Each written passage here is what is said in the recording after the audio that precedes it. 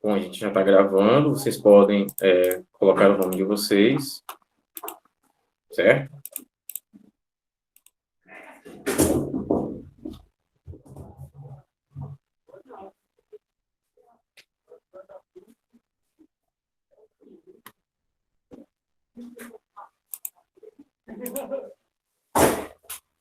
E aí, pessoal, todo mundo já mandou a atividade de produção?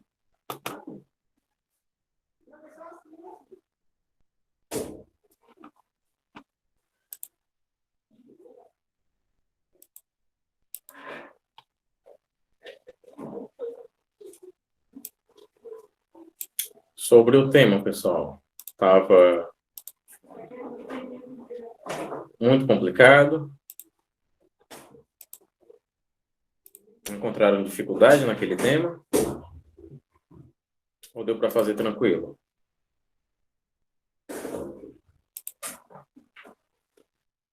Assim, como foi um tema que a gente já havia trabalhado, né, eu imaginei que vocês não fossem ter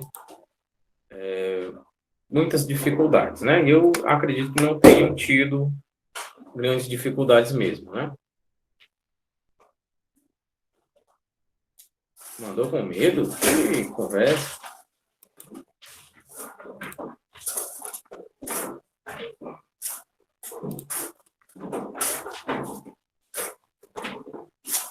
Sim, quero zerar. Não, olha, você zerar numa redação é complicado, viu? É muito complicado mesmo a pessoa zerar na redação minha. Quase impossível. A menos que essa seja a intenção da pessoa. Eu passar um texto sobre saúde, né? Saúde mental no Brasil. E a pessoa mandar uma receita de pão. Como fazer pão francês. Aí ela vai zerar, né? E olhe lá, se tiver bem escrito, ainda tem uma pontuação. Vai perder pontos porque fugiu do tema, mas se tiver bem escrito, né? Tinha uma proposta de intervenção para os problemas da higiene dos padeiros. Olha aí. Ainda pode até tirar uns pontinhos ali, né? Mas zerar na redação minha é quase impossível. A menos que a pessoa queira fazer por onde zerar. Mas fique tranquilo, tá? Tirar um zero na redação, isso a nível de Enem mesmo, tá? Nível de Enem é muito difícil alguém tirar assim um zero, lacrado, zero. É muito difícil. Quem colocou esse terror na cabeça de vocês estava enganado. Não é bem por aí, não. Não é bem por aí mesmo.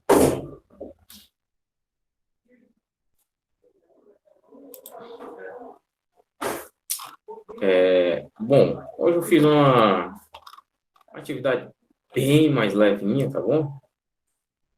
A gente vai só ler um texto e responder as questões dele. Não é tranquilo? Não é suave?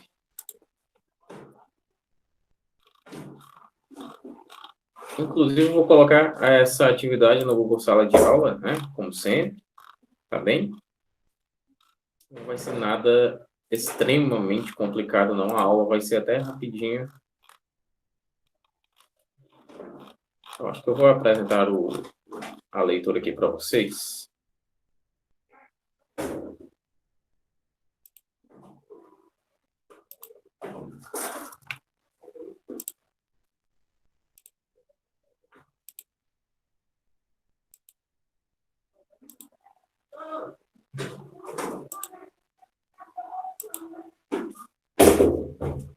Espera aí, deixa eu interromper aqui.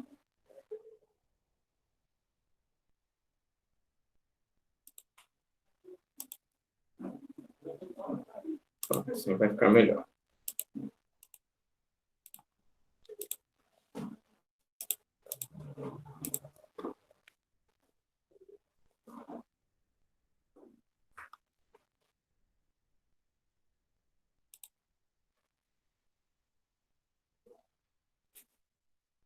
Dá para todo mundo ler, né?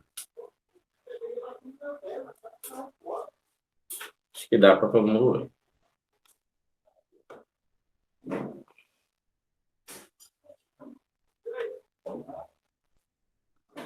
atividade bem tranquila para vocês, pessoal. Deixa eu ajustar aqui. Pronto. Pela visualização que eu estou tendo aqui, está ótimo.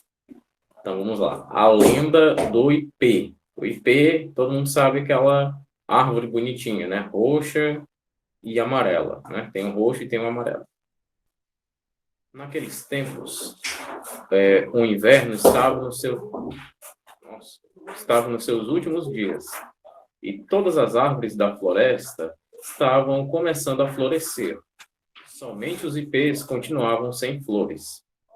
Os ipês cada vez mais entristeciam com aquela situação, pois eram os únicos que não tinham nem flores nem frutos.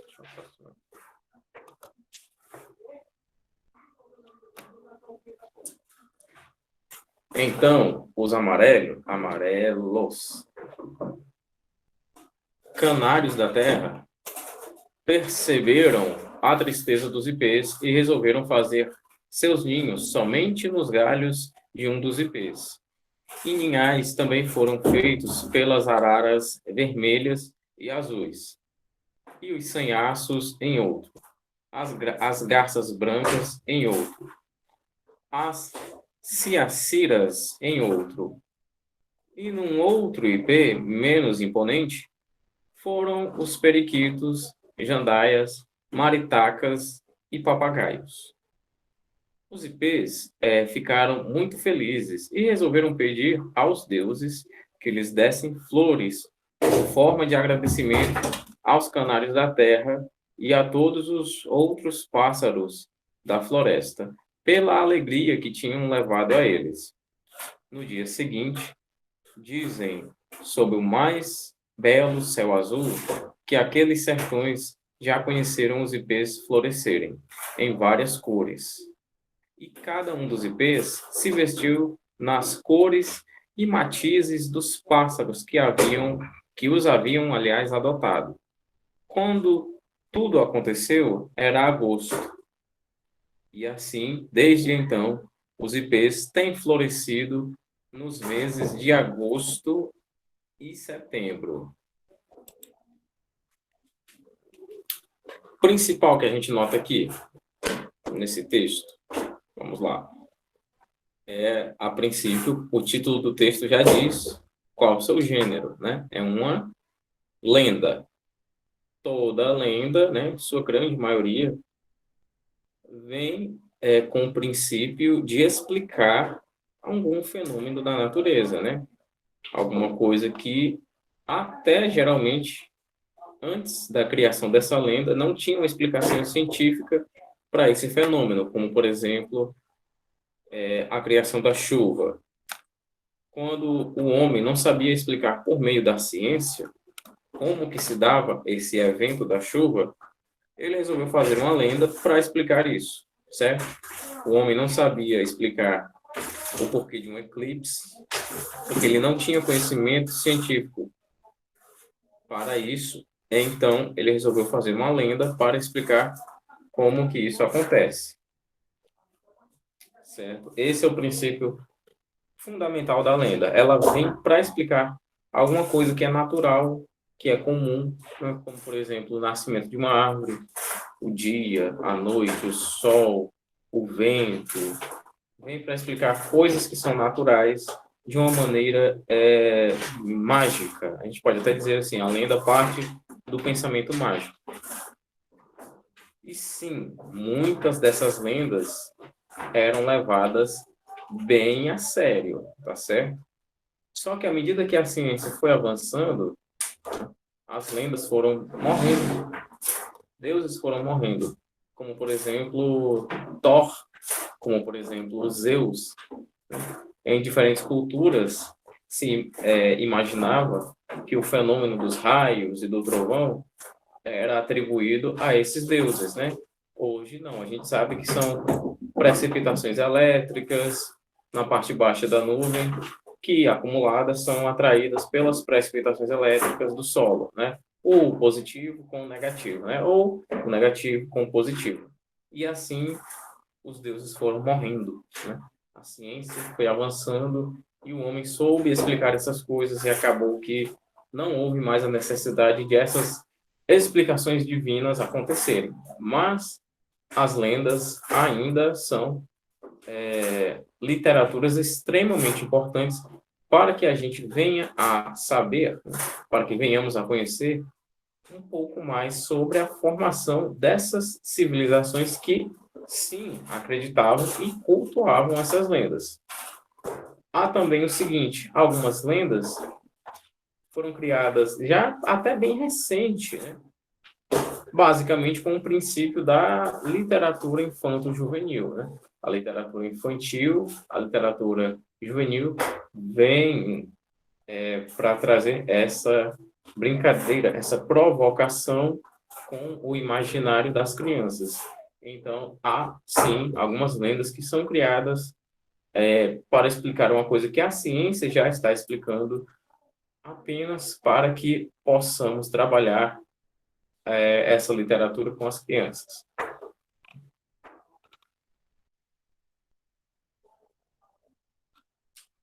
Agora vamos lá. Rapidinho hoje, tá? Primeira questão. Identifique o conflito em torno do qual a narrativa se desenvolveu. Pessoal, vocês estão ouvindo algumas pancadas de construção? Tipo, pás, algumas pedras batendo, coisa assim? Estão ou não? Acho que...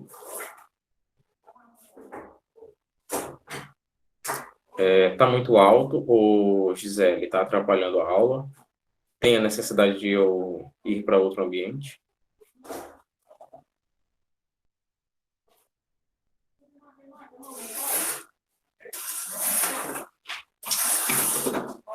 Não? Então tá bem.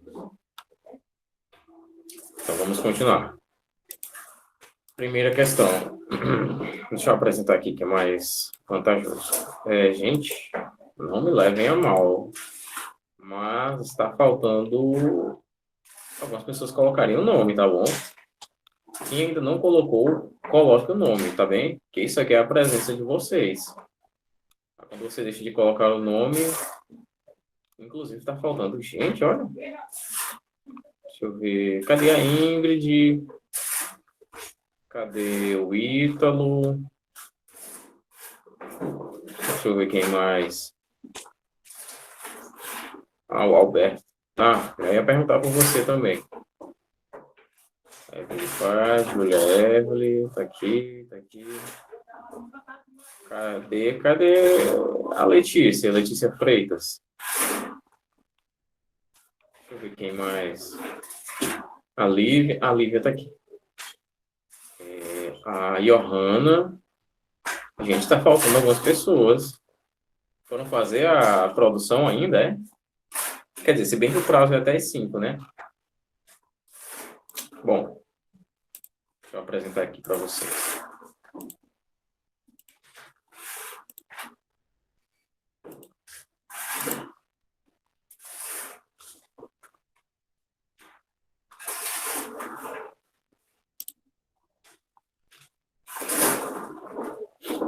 Primeira questão.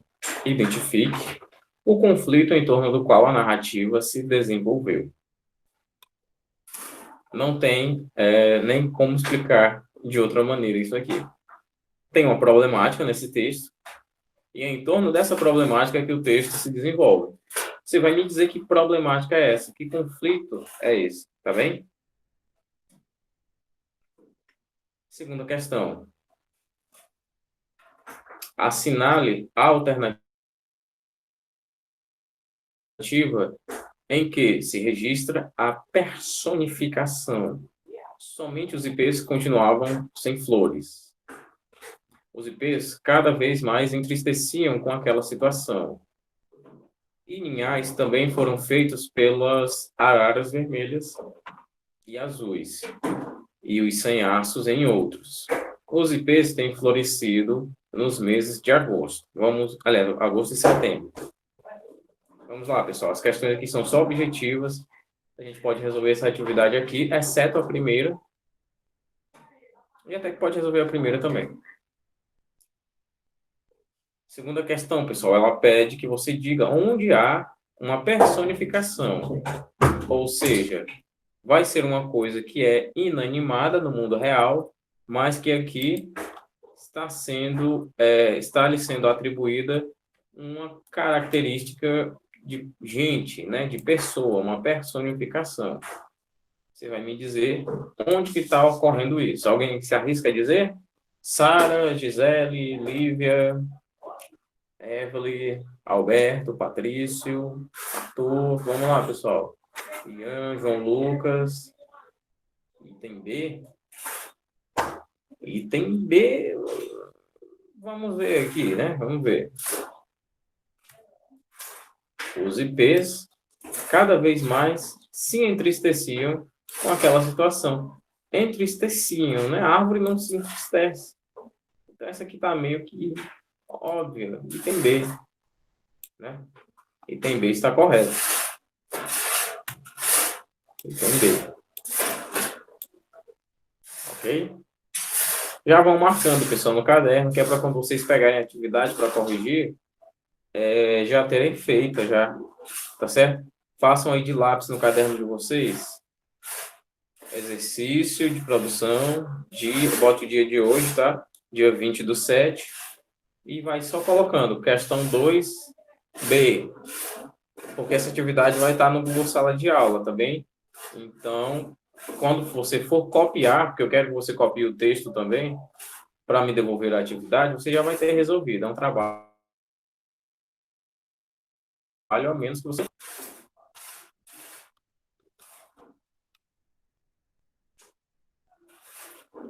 A resposta da 1? Ora, ninguém me falou ainda não, Sara. Vamos lá. Identifique o conflito em torno do qual a narrativa se desenvolveu. Eu quero saber o conflito. Ó. Identifique o conflito. Qual é o conflito do texto? Tem uma problemática nele. Qual é?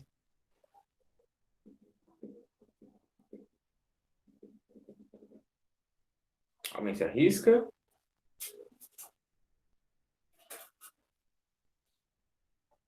Eu vou colocar o texto de novo aqui para vocês.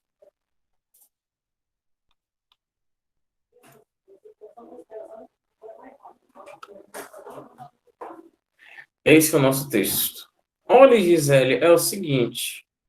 Muitos me perguntam sobre ter que copiar o texto quando eu passo uma atividade assim no caderno. Mas parta do princípio de que pode ser que você fique sem internet, né? Que pode ser que você não tenha como acessar esse documento, que aconteça alguma coisa e que você precise estudar alguma coisa dele. No seu caderno é mais fácil, né? É uma coisa física, tá ali, não precisa de internet, não precisa de bateria, não precisa de nada. Eu aconselho que você copie, tá bem? Eu aconselho que sim. Para fins de você pesquisar quando você precisar. Se você achar que não tem essa necessidade, tudo bem. Eu aconselho que sim, porque você pode precisar mais lá na frente, tá bem? Porque eu mesmo já precisei de alguns textos, né, na faculdade, que esse texto estivesse impresso e não estava, né? E eu estava sem internet. Como é que eu ia acessar o meu e-mail, né? Depender da internet apenas pode ser que complique a gente às vezes, tá bom? Então vamos lá, novamente, o que a gente tem aqui é a lenda do IP, falando sobre os IPs que continuavam sem flores, né? Vejam só, somente os IPs continuavam sem flores. Cada vez mais se entristeciam com aquela situação, pois eram os únicos que não tinham nem flores nem frutos. Será essa a problemática? Será esse o conflito? O conflito é o fato de os IPs não terem flores nem frutos. Sim, resposta da 1, tá? O conflito sobre o qual a narrativa se desenvolve é o fato de os IPs não terem nem flores nem frutos. Deixa eu colocar isso aqui no chat.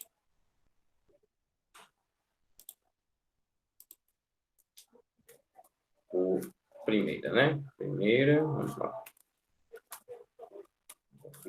É o fato de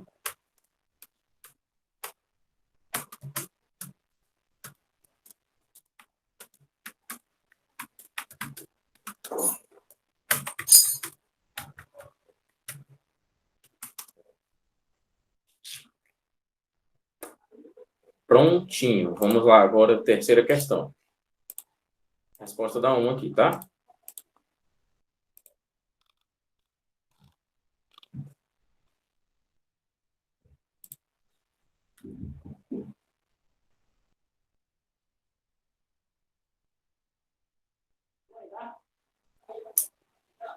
Terceira questão.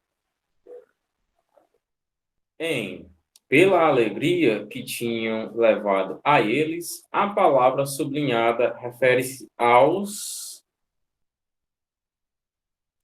Por isso que era bom essa atividade aqui, todo mundo está com o texto em mãos. Vamos lá. Vamos reler a questão aqui, ó. Espera aí.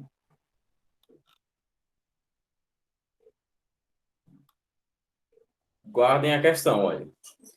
Pela alegria levada a eles, a palavra sublinhada refere-se aos ipês, aos deuses, aos canários da terra ou aos outros pássaros da floresta? Vamos aqui no texto. Diz aqui no final, né? Nesse parágrafo aqui, ó. Opa! Os ipês ficaram muito felizes e resolveram pedir aos deuses que lhes dessem flores, como forma de agradecimento aos canários da terra e a todos os outros pássaros da floresta, pela alegria que tinham levado a eles. Então, esse a eles aqui, né? Esse eles, aliás, refere-se a quem? Aos ipês, aos deuses, aos canários ou aos outros pássaros? O que é que meus queridos me dizem? O que é que vocês acham? Isso aqui tá assim, né? Deixa eu ver. Aos ipês, aos ipês. Alguém acha que foi aos deuses, que foi aos canários? Aos canários a gente sabe que não é, né? Ou foi aos ipês ou foi aos deuses.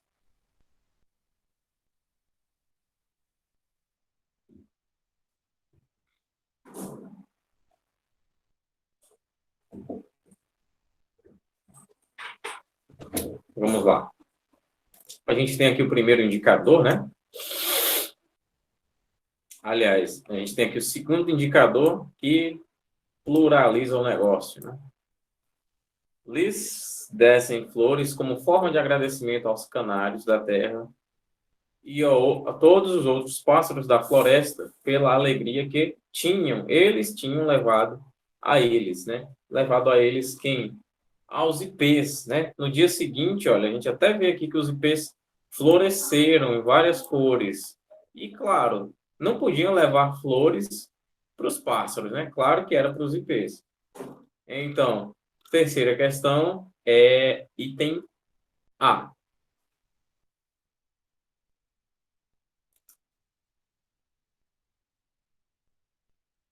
Quarta questão.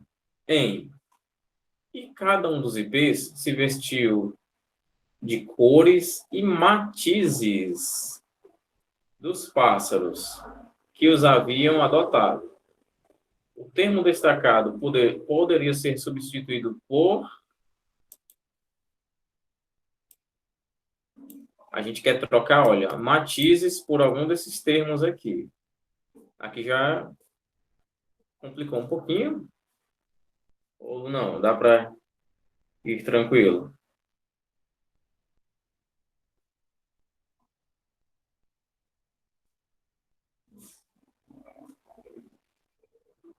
Tonalidades. Vamos lá. Cores e matizes, né? Matizes a gente sabe que tem a ver, né, pelo menos, se não sabem, vão ficar sabendo agora. Matizes tem a ver com o visual, né? Com efeitos visuais. Então, parece que enfeites não é uma das melhores opções que temos aqui, né? Características também não. Particularidades também não, né? A que mais se aproxima são tonalidades, né? Porque não apenas temos a cor azul ou a cor vermelha, né? Mas temos os tons de azul e os tons de vermelho também. Então, substituindo o termo matiz e, claro, mantendo seu significado, a melhor opção que nós temos são as tonalidades, ou seja, letra C, tá bem?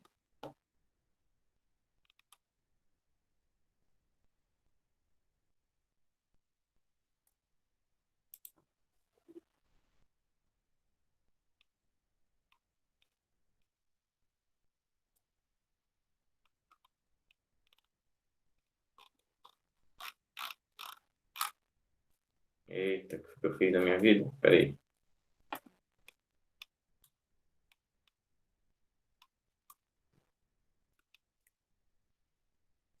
Ah, meu pai eterno. Pronto. Aqui. Quinta questão. Somente os IPs continuavam sem flores. Nesse trecho, acho que aqui está muito facinho. Percebe-se que os IPs encontram-se em uma situação de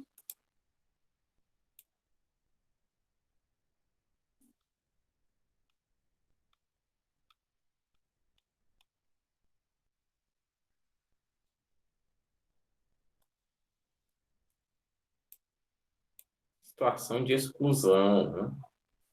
De restrição, né? Restrição até geraria uma dúvida, né? Porque a situação de estar sem flores, né? Preste atenção. A situação de estar sem flores é restrita aos IPs, né? É uma situação restrita. Mas aqui a melhor opção que a gente vai ter é realmente o item A. Mas esse item C aqui gera uma dúvida se você parar para refletir um pouquinho, né? Porque a situação de estar sem flores é restrita aos IPs, nesse sentido aqui. Talvez, se você marcasse isso aqui, a gente poderia até refletir um pouquinho para considerar essa resposta como sendo correta.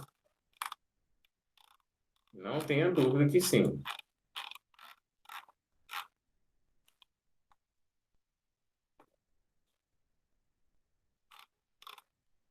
Sexta questão. Isso aqui está ainda facinho, né? Foram os periquitos, jandaias, maritacas e papagaios. Nessa passagem, as vírgulas foram utilizadas para a indicação de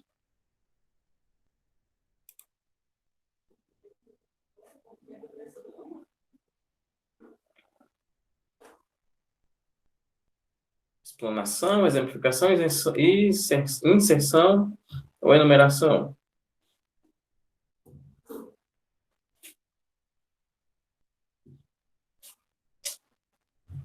Algo no chat.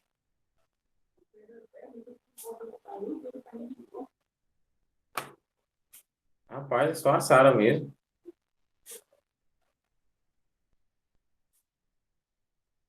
Muito bem, Sara, muito bem. Opa. Uma enumeração, tá certo? Para isso que as vírgulas são utilizadas aqui. Alguns textos, né? Até falharam um pouquinho nisso aqui, tá bem? Algumas pessoas mandaram textos com um certo déficit, né? Uma certa ausência de vírgulas, tá certo? Geralmente as pessoas mandam textos com mais vírgula do que precisa, né? Às vezes exageram e às vezes até erram, tipo separando o sujeito do predicado, né? Coisa que não se faz. Mas dessa vez alguns textos vieram sem vírgulas, principalmente para pausar períodos e enumerar alguns itens, né? Ficou faltando. Sétima questão. Opa, o que eu fiz? Okay. Então, os amarelos canários da terra, percebendo a tristeza dos ipês, resolveram fazer seus ninhos somente nos galhos de um dos IPs. O termo sinalizado retoma o parágrafo anterior para instituir uma relação de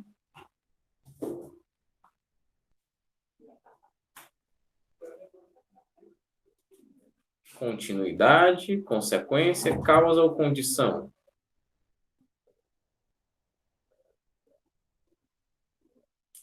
Então, nesse sentido, assim sendo, dito isto, continuando, concluindo, diante do exposto, dados os fatos, analisando os dados, de acordo com as informações, além de ideias conclusivas, elas vêm dando ideia de continuidade também, né? Então, a gente tem aqui o item A, atendendo, né, satisfazendo aos pedidos do enunciado, certo?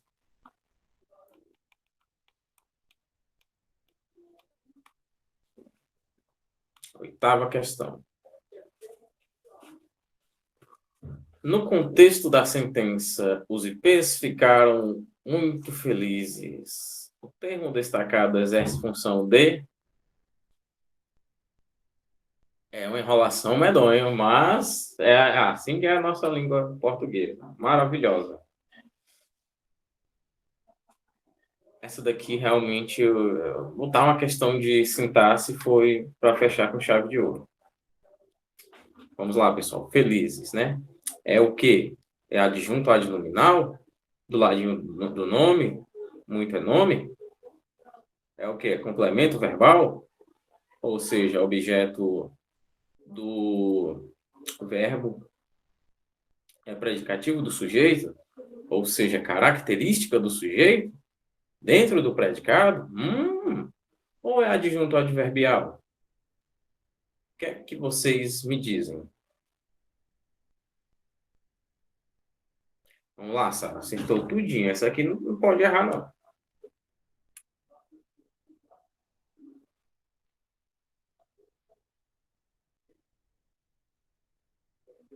Letícia, você por aqui, rapaz?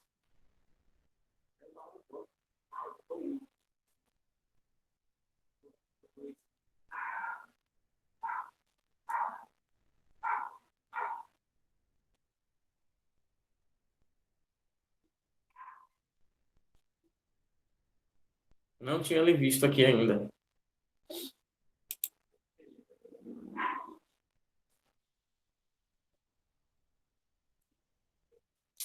A gente tem aqui, pessoal, olha, um verbo relacional, né? Que indica estado, certo? E com esse verbo relacional, depois dele, a gente tem uma característica do sujeito. Os IPs são sujeito, tá certo? Os IPs são sujeito. E os sujeitos ficaram felizes. Eles estavam felizes, né? Ficaram muito felizes. Então, a gente tem aqui essa relação sintática entre o sujeito, IPs, e felizes. Porque esse felizes é algo característico pertencente aos IPs, certo? Ou seja, é característico do sujeito. E está ali, olha, cativo, né, preso dentro do predicado, predicativo. E também a gente pode ter aquela ideia de que é um adjetivo para o sujeito dentro do predicado, né? Predicativo. Adjetivo no predicado, predicativo. Faz um certo sentido, mas eu prefiro a ideia de predicado, né? De característica cativo dentro do predicado, tá certo? Característica cativa ao predicado. Então, se eu tenho uma característica do sujeito e ela está no predicado, eu tenho ali um predicativo do sujeito, tá bem? Característica do sujeito dentro do predicado é predicativo do sujeito. Tá bem? Tranquilo? Tranquilaço? Eu tenho uma aula de sintaxe, de semântica também, né? Mas essa daqui é sintaxe, tá? No meu canal. Vou deixar o link depois para vocês verem, tá bem? Isso vai clarear isso tudo. caso vocês ainda não tenham visto com a professora Brena, tá bem? Mas só para a gente ficar ok, item C, né? Resposta da 8ª questão. Bom, pessoal, vou colocar essa atividade aqui que a gente acabou de resolver, né? Facinha, né?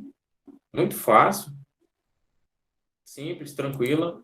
Vou colocar no Google Classroom, tá bem? E já está respondido, né? Respondi tudo aqui com vocês. Então, quarta-feira a gente já tem outro assunto para tratarmos, tá bem? Bom, meus queridos, é isso. A gente se vê amanhã. A gente se vê amanhã com história, tá bem? Tchau e até a próxima. Fiquem com Deus.